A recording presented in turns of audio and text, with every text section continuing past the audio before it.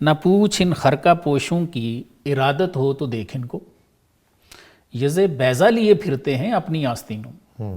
تو میں ایک لفظ اس میں ارادت استعمال ہوا ہے، اس کو تھوڑا سا میں ایکسپلین بھی کر دیتا ہوں۔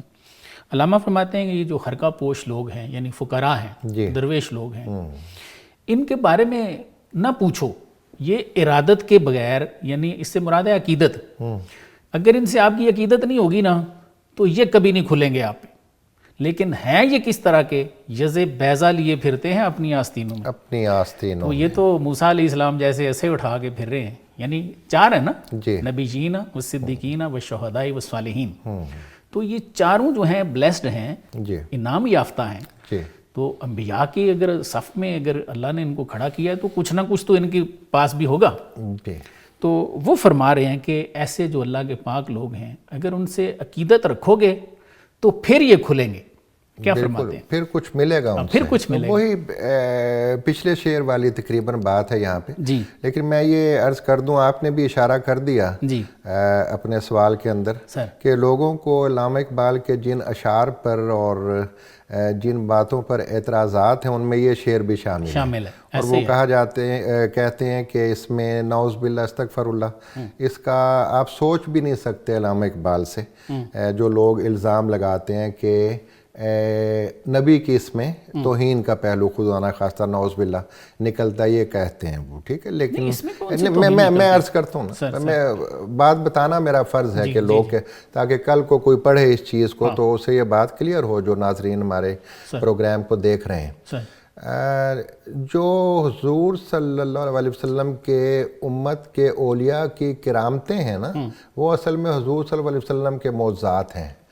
یہ آپ کا معجزہ ہے کہ آپ کی امت کے ایک ولی کو ایسی ایسی کرامات ملی ہیں جس کا دوسرے لوگ تصور بھی نہیں کر سکتے، یا پھر وہ کرامتیں جو ہیں وہ انبیاء کو جو معجزے ملے تھے اس قسم کے اندر بھی۔ تو ید بیضا ایک علامت ہے یہاں پہ، یعنی انبیاء کو جو معجزے کی طاقت ملتی ہے وہ کرامت کی طاقت ہو جاتی ہے اولیاء کے پاس، اور اللہ انہیں یہ کرامت دیتے ہیں۔ تو یہاں مراد وہی ہے جو تھوڑی دیر پہلے ذکر ہوا کہ ان کی نگاہوں سے تقدیریں بدل جاتی ہیں، ان سے ہم نے وہ تذکرہ کیا آصف بن برخیا، بگڑے ہوئے کام بن جاتے ہیں، تو تجھے بھی وہ عطا کر سکتے ہیں، صحیح، لیکن ارادت، شرط یہ ہے ارادت کہ تیری عقیدت ہو، عقیدت ہونی چاہیے۔ اصل میں یقین کی بات آ رہی ہے نا، یقین کی بات، کہ یقین محکم عمل پہ ہم محبت فاتح عالم، پختہ یقین ہونا چاہیے کہ یہ اللہ کا ولی ہے،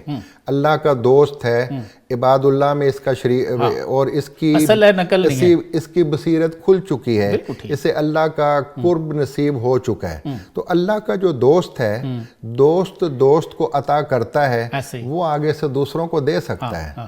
تو لیکن یہ کچھ لینے کے لیے ولی کی پہچان پہلے، اور پھر اس سے کچھ لینے کے لیے اس سے عقیدت ہونی چاہیے، اس پر یقین ہونا چاہیے، اس سے محبت ہونی چاہیے، اس کی خدمت کرنی چاہیے، پھر اس سے کچھ ملے گا۔ شاید یہ کوئی ہنسی والی بات اس کو کوئی سمجھے کہ میرے دل میں خیال آ رہا ہے کہ اگر ایسا کوئی پاک ہے، جیسے قرآن نے فرمایا کہ چار گروہ ہیں، نبیوں کا، صدیقوں کا، شہیدوں کا، صالحین کا، تو اگر کھلا ہے تو صحابہ پہ کھلا ہے، ایسے ہی ہے نا، تبھی وہ انہوں نے جانیں اپنی دے دی ہیں، کہا کہ جی اپنی 4 بیویاں رکھ لو، اس کے اوپر جتنی ہیں ان کو طلاق دے دو، تو انہوں نے دے دیے، صبح فلاں جگہ جانا ہے یا ابھی جانا ہے فلاں جگہ پہ، لڑائی ہے ہماری، تو وہ چلے گئے ہیں، انہوں نے کوئی ہلوجت نہیں کی ہے۔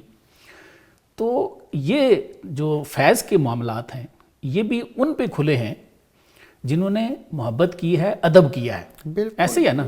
ابو جہل پہ کھلا ہے کچھ، یا ابو لہب پہ کچھ کھلا ہے، تو محبت کا الٹ میرے ذہن میں آ رہا تھا کہ وہ ہے کہ یا تو انڈیفرنٹ رہا جائے، بالکل تعلق ہی نہ رکھا جائے، یا پھر معاذ اللہ کوئی بدتمیزی کی جائے، ایسے ہی ہے۔ تو کیا اللہ کے جو پاک لوگ جن کو اللہ قرآن میں بتا رہے ہیں، اور ہر وقت ہم ہر نماز میں یہ پڑھتے بھی ہیں کہ ان کے راستے پہ چلا، تو اگر ان سے محبت نہیں کرنی تو کیا ان سے بدتمیزی کا حکم ہے یا ان سے کٹ جانے کا حکم ہے؟ نہیں، بدتمیزی کرنے والوں کی تو قرآن پاک نے مذمت کی ہے سر۔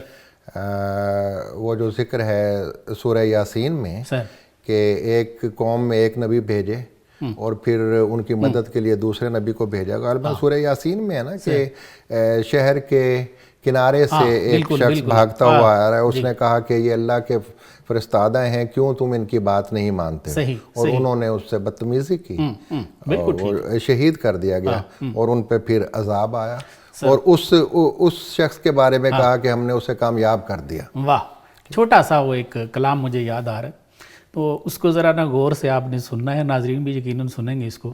مولانا روم نے اس پہ بڑا مزے کا کلام فرمایا۔ آپ فرماتے ہیں کہ حدیث شریف دیکھی ہے آپ نے، اللہ نے فرمایا ہوا ہے من عاد علی ولی فقد اذنتہ بالحرب، جو میرے ولی سے دشمنی کرتا ہے نا، میرا اس کے خلاف اعلان جنگ ہے۔ بالکل ایسے ہی۔ تو آپ اپنے معاشرے میں دیکھ لیں، ٹھیک ہے جی، اپنے ملک میں دیکھ لیں، اس کے آگے کہیں دیکھنا ہے تو وہاں تک دیکھیں۔ حضرت نے اس کو اپنے انداز میں پیش کیا اس حدیث کا ریفرنس دے کے۔ آپ فرماتے ہیں کہ چون خدا خواہد کہ پردہ کسرت درد، جب اللہ چاہتے ہیں نا کہ کسی کا پردہ پھاڑ دیں، میل شندر تانہ پاکاں زنت، تو وہ غصے میں آ کے جو اللہ کے پاک لوگ ہیں وہ ان پہ تانہ زنی شروع کر دیتا ہے۔ بالکل ٹھیک۔ آپ مجھے کوئی مثال لے لیں، آپ کے ذہن میں بے شمار نام آگے ہوں گے کہ کوئی بندہ جو ان پاکوں کے خلاف بولا ہے تو وہ باعزت بھی رہا ہے۔ جی نہیں، بالکل ایسے بے عزت ہوا ہے، وہ بے عزت ہوا ہے۔ تو یہ تو قرآن حدیث کی روح ہے جی، کہ خواص جو ہیں اللہ کے پاک ہیں ان سے محبت کرو۔ تو عام لوگوں سے بھی محبت کا حکم ہے، تو ان کے ساتھ بدتمیزی کا حکم کیسے ہو سکتا ہے؟ میں گزارش کروں، آپ نے بہت اچھی بات کی، دور جانے کی یا مثالیں ڈھونڈنے کی ضرورت نہیں ہے۔ میں چونکہ اقبالیات کا طالب علم ہوں، اس سے میں آپ کو یہ بتا سکتا ہوں کہ علامہ اقبال کے خلاف جس نے بھی زبان تان دراز کی ہے وہ رسوا ہوا ہے۔ بالکل ایسے جس کی شامت آتی ہے وہ علامہ پہ زبان تان دراز کرتا ہے اور ذلیل و رسوا ہوتا ہے۔ سر اللہ نے ایک وہ ٹچ ٹون دے دیا نا کہ جو بھی میرے ولی سے دشمنی کرے گا میرا اعلان جنگ ہے۔ جی ایسے ہی۔ تو اب یہ ایک تو بندے کی پھر بد نصیبی ہے کہ وہ یہ چوز کر لے کہ اچھا ٹھیک ہے جی میں نے تو خلاف بولنا ہے، اللہ سے جنگ کر لیں گے معاذ اللہ، تو پھر اللہ کے خلاف کوئی جنگ کر سکتا ہے؟ تو ذلت اور رسوائی ہی مقدر ہو سکتا ہے۔ بدقسمتی ہے یہ، اور کچھ نہیں۔